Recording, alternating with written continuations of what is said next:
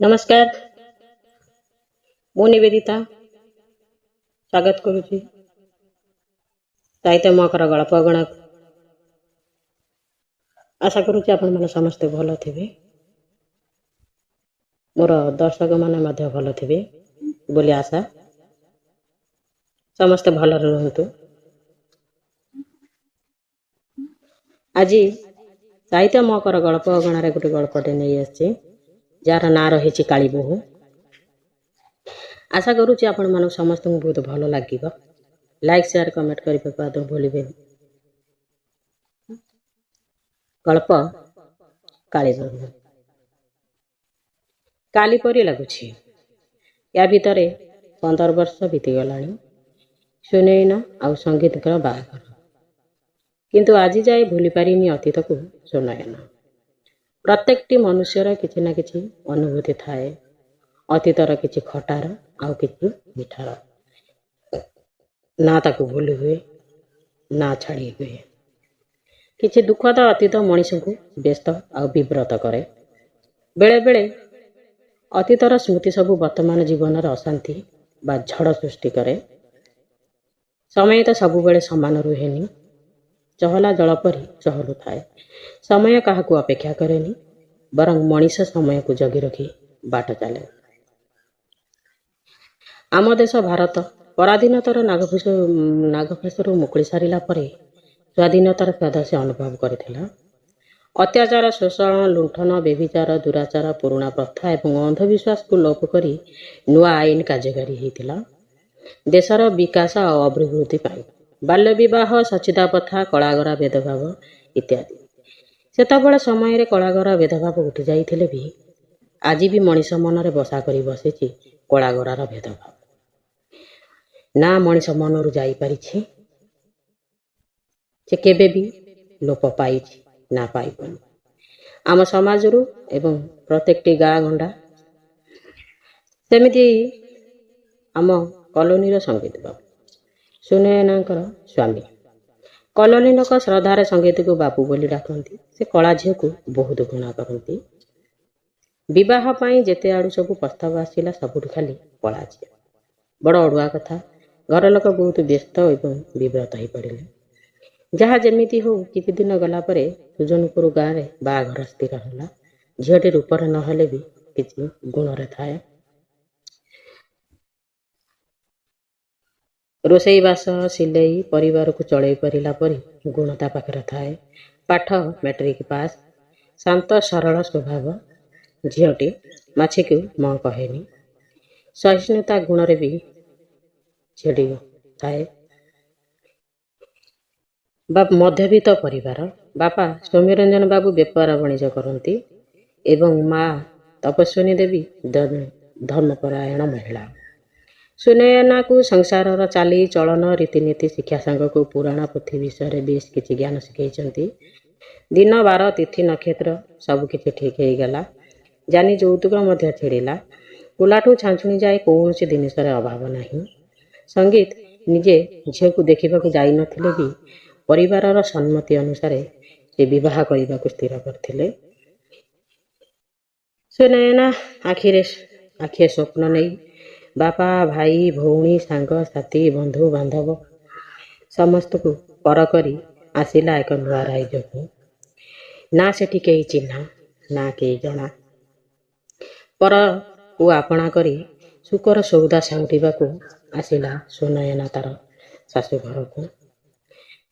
शाशुघरे स्वामी देड़ुसुर शाशु जा झियारी ननद एक प्रकार परिपूर्ण संसार। सुनैना को देखा बहुत झील बोहू माने रुंड हेले।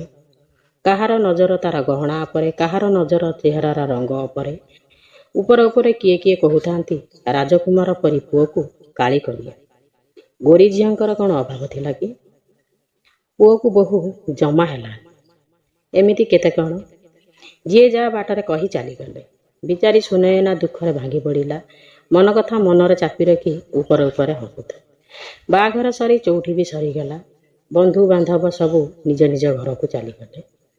ଲୋକଲଜ୍ଜା ଭୟରେ କିଛି କହିପାରୁନଥିଲେ ସଙ୍ଗୀତ। ମନେ ମନେ କିନ୍ତୁ ଭାରି ବିରକ୍ତି ହେଉଥିଲେ ତାଙ୍କ ଭାଇମାନଙ୍କ ଉପରେ, ଯେଉଁମାନେ ସୁନୟନାକୁ ପସନ୍ଦ କରି ବୋହୂ କରି ଆଣିଥିଲେ। ନିଜ ଭାଗ୍ୟକୁ ଦୋଷ ଦେଉଥିଲେ ସଙ୍ଗୀତ। କହୁଥିଲେ ସାରା ଜୀବନଟା ମୋର କେମିତି ଯେ ମୁଁ କାଟିବି ନିଜେ ବି ବୁଝିପାରୁନି। ମୋ ଜୀବନଟା ନଷ୍ଟ କରିଦେଲେ। ନା ଶାନ୍ତିରେ ଶୋଇ ହେଉଛି ନା ଭଲରେ ଜିଇ ହେଉଛି। ବଞ୍ଚିବା ମରିବା ସମାନ ଲାଗୁଛି। ଅଷ୍ଟମଙ୍ଗୁଳି ସରୁ ସରୁ ରାଗରେ ଗରଗର ହୋଇ ସଙ୍ଗୀତ ବାହାରି ପଡ଼ିଲେ ସୁରାଟ। ଏ କଥାଟା କିନ୍ତୁ ଭଲ ଲାଗିଲାନି ଅନୁରାଗ ବାବୁ ଏବଂ ଅନୁରାଧା ଦେବୀଙ୍କୁ, ଯିଏକି ଥିଲେ ସଙ୍ଗୀତଙ୍କର ଭାଇ ଭାଉଜ। ସେ ବହୁତ ବୁଝାଇଲେ, ମୁଁ ବାହା ହେଇ ଆସିଲା ବେଳକୁ ତୁମେମାନେ ବହୁତ ଛୋଟ ଛୋଟ ହୋଇଥିଲ। ତୁମମାନଙ୍କୁ ଆମେ ପାଳି ପୋଷି ମଣିଷ କରିଛୁ। ତୁମର ପସନ୍ଦ ନାପସନ୍ଦ ସବୁକିଛି ଆମେ ଜାଣୁ। ହେଲେ ଆମେ କ'ଣ କରିପାରିବା? ତୁମ ଭାଗ୍ୟରେ ଯାହା ଥିଲା ସେଇଆ ହେଲା। ତାକୁ ମାନି ନେବାଟା ହିଁ ଉଚିତ। ଏବଂ ଏଇଟା ହିଁ ସଂସାର। ସଂସାରଟା ଏମିତି, ତାକୁ ମାନିନେଲେ ଆମ ପାଇଁ ମଙ୍ଗଳ ଏବଂ ସମାଜ ପାଇଁ ବି ମଙ୍ଗଳ। ହାତରେ କିଛି ଫଳ ବିସ୍କୁଟ ଧରି ଏବଂ ସରବତ ଧରି ପହଞ୍ଚିଲେ ଅନୁରାଗ। ସଙ୍ଗୀତ, ନେ କିଛି ଖାଇଦେ। ଘରେ ବୋହୂଟା କ'ଣ ଭାବିବ କହିଲୁ? କିଛି ନ ଖାଇ ନ ପିଇ ଏମିତି ଜିଦ୍ ଧରି ବସିଲେ କ'ଣ ଚଳିବ? ହଁ, ମୁଁ ମାନୁଛି ସୁନୟନା କଳା ଝିଅଟିଏ। ଧୀରେ ଧୀରେ ଘର କଣରେ ରହିଲେ ରଙ୍ଗ ଫିଟିଯିବ। ତା ଛଡ଼ା ତୁ ଖାଲି ରଙ୍ଗକୁ ଦେଖି ଘୃଣା କରୁଛୁ। ଥରେ ହୃଦୟକୁ ଭଲ ପାଇ ଦେଖ, ଦେଖିବୁ ସଂସାରଟା କେଡ଼େ ମଧୁମୟ, ପ୍ରୀତିମୟ, ସୁଧାମୟ ଲାଗିବ। ଧୀରେ ଧୀରେ ସମୟ ଚକରେ ସଂସାର ରଥଟା ଆଗକୁ ଆଗକୁ ଗଡ଼ି ଚାଲିବ। ପିଲାଛୁଆଙ୍କ କୋଳାହଳ ଭିତରେ ଏମିତି ହଜିଯିବୁ ଯେ ସେଥିରୁ ମୁକୁଳିବା ଭାରି କଷ୍ଟ ଲାଗିବ। ତୁ ସେତେବେଳେ ନିଜେ କହିବୁ, ଭାଇ ତୁମ ପସନ୍ଦ ହିଁ ମୋ ପସନ୍ଦ। ସୁନୟନାକୁ ସଙ୍ଗୀତ ପସନ୍ଦ କରନ୍ତିନି ଏକଥା ଚାରିଆଡ଼େ ପ୍ରକଟ ହୋଇଗଲା ପରେ ବହୁତ ମନ ଦୁଃଖ ହେବା ସହିତ ଦୁଃଖରେ ମ୍ରିୟମାଣ ହୋଇଗଲେ ତପସ୍ୱିନୀ ଦେବୀ ଆଉ ସୌମ୍ୟରଞ୍ଜନ ବାବୁ। ଜୀବନର ବସନ୍ତର ମଳୟ ପବନ ବହିବା ଆଗରୁ ବୈଶାଖୀର ଝାଞ୍ଜି ପବନ ଜୀବନକୁ ବିଷାକ୍ତ କରିଦେଲା। ଜ୍ୱାଇଁଙ୍କର କଳା ଝିଅ ପସନ୍ଦ ନୁହେଁ ଏକଥା ପୁଅ ଘର ଆଗରୁ ଗଲା କହିଥାନ୍ତେ, ମୋ ଝିଅକୁ ସେ ଘରକୁ ମୁଁ କେବେ ବି ବାହା ଦେଇ ନଥାନ୍ତି। ମୋର ବଡ଼ ବହୁତ ଭୁଲ ହେଇଗଲା। ଯେଉଁ ଘରେ ମୋ ଝିଅକୁ କେହି ପସନ୍ଦ କରନ୍ତିନି, ତାକୁ ଘୃଣା ଚକ୍ଷୁରେ ଦେଖନ୍ତି, ମୋ ଝିଅ ସେଠି କେମିତି ଚଳିବ ସାରା ଜୀବନ ମୁଁ ନିଜେ ବି ବୁଝିପାରୁନି। ଜ୍ୱାଇଁ ତ ପରବୁଦ୍ଧିଆ, ଯିଏ ଯାହା କହିଦେବେ ତାଙ୍କର ସେଇଆ। ହେ ଭଗବାନ, ଝିଅଟା କଳା ବୋଲି କେତେ ଉଲୁଗୁଣା ଖୁଣ୍ଟା ସହିବାକୁ ପଡ଼ୁଛି।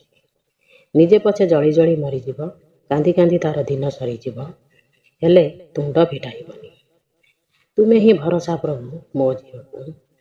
ଏମିତି କିଛି ଦିନ ବିତିଗଲା ପରେ ସୁନୟନା ଧୀରେ ଧୀରେ ଘରର ସବୁ କାମରେ ନିଜକୁ ସାମିଲ କଲା। ବେଳେ ବେଳେ ରୋଷେଇବାସ ବହୁତ ଭଲ କରେ, ଆଉ କେବେ କେବେ ଭଲ କରିବାକୁ ଯାଇ ଖରାପ ହୋଇଯାଏ। ସେଦିନ ବହୁତ କଥା ସମସ୍ତଙ୍କ ପାଖରୁ ଶୁଣିବାକୁ ହୁଏ। କିଏ କହେ ଏ କେଉଁ ଗୁଣକୁ ନୁହଁ, ନା ରୂପରେ ନା ବୁଦ୍ଧିରେ, ଗୁଣ ଗାରିମା କିଛି ନାହିଁ। ବାପ ମା କିଛି ଶିଖେଇ ନାହାନ୍ତି, ମୂଲ୍ୟହୀନ ଜୀବନଟି। ଆଖିରୁ ଟପ ଟପ ଲୁହ ଝରିପଡ଼େ, ପଣତ କାନିରେ ଲୁହ ପୋଛି ଦେଇ ନିଜକୁ ଶକ୍ତ କରେ ଓ ନିଜକୁ ବୁଝେଇ ଦିଏ। ସଂସାର ଭିତରେ ଘର କରିଥିଲେ ପଥର ପଡ଼ିଲେ ସହି। କାହିଁକି କାନ୍ଦୁଛୁ? ତତେ କେହି ବି ବୁଝିବେ ନାହିଁ। ଦିନ ସରିଯାଏ, ରାତି ଚାଲି ଆସେ। ତାର କରାଳ କାୟା ବିସ୍ତାର ମେଲେଇ ରାତିର ନିର୍ଜନ ପହରେ ସେ ଲେଖେ ତାର ନିଜ କାହାଣୀ। ସବୁକିଛି ବଖାଣି ବସେ ତାର ଆପଣା ଭାବୁଥିବା ସେ ଠାକୁରଙ୍କ ପାଖରେ। ଦିନ ସାରାର ହସ ଲୁହ ଦୁଃଖ ସୁଖ ସବୁକିଛି ଲେଖି ଚାଲେ ଏବଂ ସେଥିରେ ସେ ତୃପ୍ତି ପାଏ, ଆନନ୍ଦ ପାଏ। ସବୁବେଳରେ ପରିବାରର ସୁଖ ମନାସେ, ମନ୍ଦିରରେ ଦୀପ ଜାଳେ, ସ୍ୱାମୀଙ୍କର ମଙ୍ଗଳ ମନାସେ। ତାର ଗୋଟିଏ ଦୁଃଖ, ସ୍ୱାମୀ ତାର ଭଲ ମଣିଷ ହେଇଯାଆନ୍ତୁ। 12 ଓଷା 13 ବ୍ରତ କରୁଥାଏ, ଚଉରାରେ ଦୀପ ଜାଳେ, ସୂର୍ଯ୍ୟନାରାୟଣଙ୍କୁ ଗୁହାରି କରେ, ମୋ ଶଙ୍ଖା ସିନ୍ଦୁରକୁ ସୁରକ୍ଷିତ ରଖିବୁ। ମନେ ମନେ ଠାକୁରଙ୍କୁ ଡାକେ, ହେ ଠାକୁର, ଜଗତର ନାଥ ତୁମେ ଜଗନ୍ନାଥ, ତୁମେ ବି ତ କଳା, ତୁମେ ସଂସାର ନାଥ ଏବଂ କୋଟି ବ୍ରହ୍ମାଣ୍ଡର ଠାକୁର। ରାତି ପାହିଲେ ତୁମକୁ କୋଟି କୋଟି ଲୋକ ଦୁଃଖ ଯାଉଛନ୍ତି। ମୋ ଦୁଃଖ କ'ଣ ତୁମେ ଦେଖିପାରୁନ? ମୋ ସ୍ୱାମୀକି ତୁମେ ଭଲ ମଣିଷ କରିଦିଅ, ସେ ବଦଳି ଯାଆନ୍ତୁ। ସମସ୍ତଙ୍କ ଭଲ ପାଇବା ସେ ପାଆନ୍ତୁ, ସମସ୍ତଙ୍କୁ ପ୍ରେମ ଆଦର ସ୍ନେହ ବାଣ୍ଟନ୍ତୁ, ଏତିକି କାମ। ଆର ଦିନ ସଞ୍ଜ ନଇଁ ଆସୁଥାଏ। ଠାକୁର ଘରୁ ଆଳତି ସାରି ଚାହା କରିବାକୁ ତରତର ସୁନୟନ। ଠିକ୍ ଏତିକି ବେଳେ ଆସି ପହଞ୍ଚିଲେ ସଙ୍ଗୀତଙ୍କର ବାଲ୍ୟବନ୍ଧୁ ସୁବ୍ରତ। ପ୍ରଣାମ ଭାଉଜ, ମୁଁ ସଙ୍ଗୀତର ସାଙ୍ଗ। ଆଚ୍ଛା, ସଙ୍ଗୀତ ଘରେ ନାହିଁ କି? କାହିଁ କେଉଁଠି ଅଛି ଦେଖାଯାଉ। ହଁ, ସେ ତାଙ୍କ ରୁମ୍ରେ ଅଛନ୍ତି। ଆସନ୍ତୁ ଘର ଭିତରକୁ। କ'ଣ ଦେବି ଆପଣଙ୍କୁ? ଚାହା ନା କଫି ନା ଥଣ୍ଡା? କହିଲେ ସୁନୟନା। ସୁବ୍ରତ କିନ୍ତୁ ସବୁଥିରୁ ମନା କରିଦେଲେ। ନା ନା, ମୋର କିଛି ଦରକାର ନାହିଁ। ଏତେ ଦିନ ପରେ ଆସିଛନ୍ତି, ମୁଁ ଆପଣଙ୍କୁ ସେମିତି ଛାଡ଼ିଦେବି ନା କ'ଣ? କହିଲେ ସୁନୟନା। ହସି ହସି କହିଲେ ସୁବ୍ରତ। ସବୁଦିନ ବାହାର ଖାଦ୍ୟ ଖାଇ ଖାଇ ପାଟିକି ଆଉ ଭଲ ଲାଗୁନି। ଆମ ଓଡ଼ିଆ ଘରର ଖାଇବା ବନା, ପେଟ ପୂରେଇ ଖାଇକି ଯିବି। ଯେମିତି ପଖଳା ଭାତ, ଆଳୁ ପୋଡ଼ା, ବଢ଼ିଚୁରା, ଶୁଖୁଆ ପୋଡ଼ା ଇତ୍ୟାଦି। ଆଚ୍ଛା ଭାଉଜ, ମଉସା, ମାଉସୀ, ରାନୀ, ଟୁନି, ଶିଲା ଏମାନେ କ'ଣ କେହି ଦେଖାଯାଉନାହାନ୍ତି? କୁଆଡ଼େ ଯାଇଛନ୍ତି ନା କ'ଣ? ଆଉ ଏ ସଙ୍ଗୀତ, ତୁ ଏମିତି ଚୁପଚାପ ହେଇ ବସିଛୁ କାହିଁକି? ଆସିଲା ବେଳଠୁ ମୁଁ ଖାଲି ଗପି ଚାଲିଛି। ଭିତର ଘରୁ ତରତର ହୋଇ ବାହାରି ଆସିଲେ ଦାଣ୍ଡ ଚୁଲି ପାଖକୁ ସୁନୟନା। ରାତ୍ରି ବେଳାର ରୋଷେଇ ପାଇଁ। କିଛି ସମୟ ପରେ ହାତର ଜଳଖିଆ ନେଇ ପହଞ୍ଚିଲେ ଦୁଇଙ୍କ ପାଖରେ। ଜଳଖିଆ ଦେଇ ସାରି ଲାଗି ପଡ଼ିଲେ ପରିବା କଟା। ଏପଟେ ଦୁଇ ବନ୍ଧୁ କଥାବାର୍ତ୍ତା ଭିତରେ ପ୍ରାୟ ବହୁତ ସମୟ ବିତିଗଲା। ଆଚ୍ଛା ସଙ୍ଗୀତ, ମୁଁ ଶୁଣିଲି ତୁ ମଦ ପିଉଛୁ, ଭାଉଜଙ୍କୁ ଘୃଣା କରୁଛୁ, ସବୁବେଳେ ବିରକ୍ତି ହେଉଛୁ। ତୋର ଏସବୁ ପ୍ରକୃତି ମୋତେ ଜମା ଭଲ ଲାଗେନି। ତୁ ଗ୍ରାଜୁଏଟ୍ ପିଲା ହୋଇ ତୁ ଯଦି ଏମିତି ହବୁ, ସମାଜକୁ କି ବାର୍ତ୍ତା ଦେବୁ? ତୁ ଗୋଟେ ମାନବିକତା ବାଲା ହଜି ଯାଇଥିବା ଗୋଟେ ମଣିଷ। ମଣିଷର ମୂଲ୍ୟବୋଧକୁ ତୁ ଭୁଲି ଯାଇଛୁ। ମୁଁ କହୁନି ଯେ ସବୁ କଳା ଝିଅ ଭଲ ଆଉ ଗୋରା ଝିଅ ଖରାପ। ଏଇ କଳା ଗୋରାର ଭେଦଭାବ ତୋ ମନ ଭିତରେ ଯେଉଁ ବସା ବାନ୍ଧିଛି, ତା ବିଷୟରେ ମୁଁ କହୁଛି ଯେ ସବୁ ଗୋରା ଝିଅ ଖରାପ ନୁହନ୍ତି। ଆମ ମଣିଷମାନଙ୍କ ଭିତରେ ଭଲ ବି ଅଛନ୍ତି, ଖରାପ ବି ଅଛନ୍ତି। ତୁ ଯେଉଁ ଚେହେରା କଥା କହୁଛୁ, ସେ ଚେହେରା କଥା ଗୋଟେ ଏକ୍ଜାମ୍ପଲ୍ ଦେଉଛି। ଆର ସାହି ସନିଆ ବୋହୂ ସାଗରିକା। ସେ ତ ରୂପରେ ଚକଚକ, ହେଲେ କ'ଣ ହେଲା? ବାହାଘର ବର୍ଷ ପୂର୍ବରୁ ସୁନା ଘର ଭାଙ୍ଗି ଖଣ୍ଡ ଖଣ୍ଡ କରିଦେଲେ। ତେଲି ସାହି ଝିଅ ସାବିତ୍ରୀ ମାଉସୀ, ତାଙ୍କ ବୋହୂ ସୁଇଟି, କି ସୁନ୍ଦର ଦେଖିବାକୁ। ଶାଶୁ ବେମାରରେ ପଡ଼ିଛି, ଅଣଦେଖା କରି ବୋହୂ ବାପ ଘରକୁ ଚାଲିଗଲା।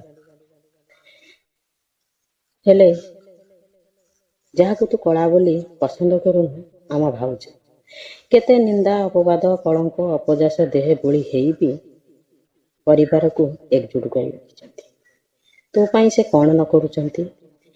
ତୋ ପରିବାରର ଖୁସିରେ ତାଙ୍କ ଖୁସି। ତାଙ୍କର ସବୁ ଖୁସିକୁ ଜଳାଞ୍ଜଳି ଦେଇ ଦୀପାଳି ସାଜି ଅହରହ ଜଳୁଛନ୍ତି।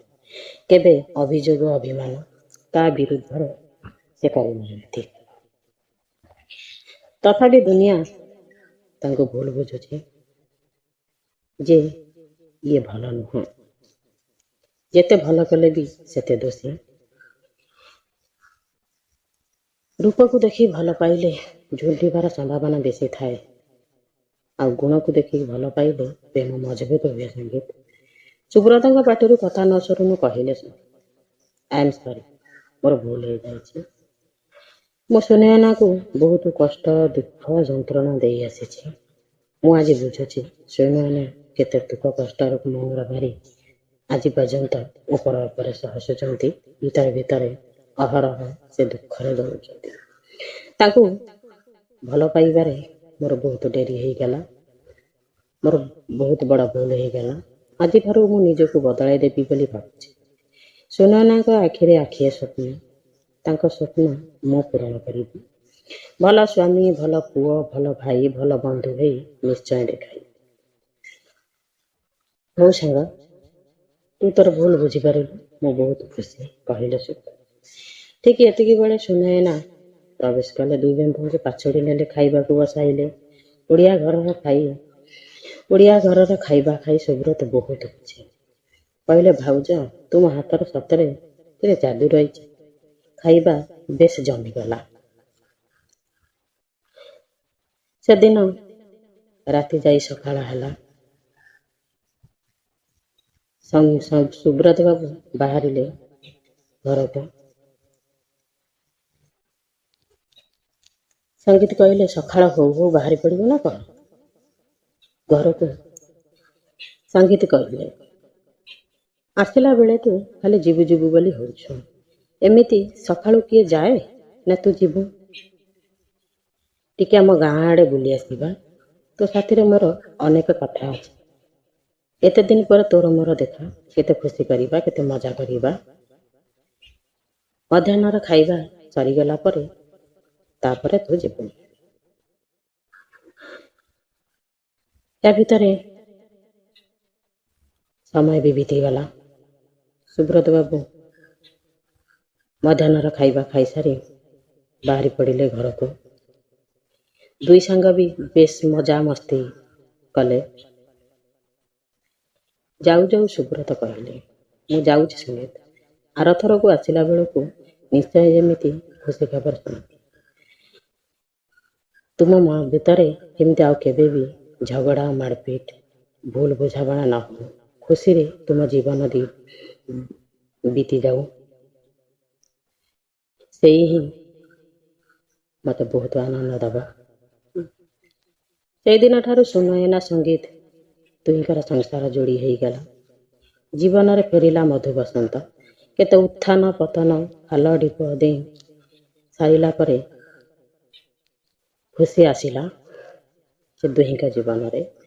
ଆଉ ସେଇ ଖୁସିରେ ସୁନୟନା ଆଉ ସଙ୍ଗୀତ ଏବେ ପ୍ରେମର ମଜବୁଲ। ରହୁଛି, ନମସ୍କାର।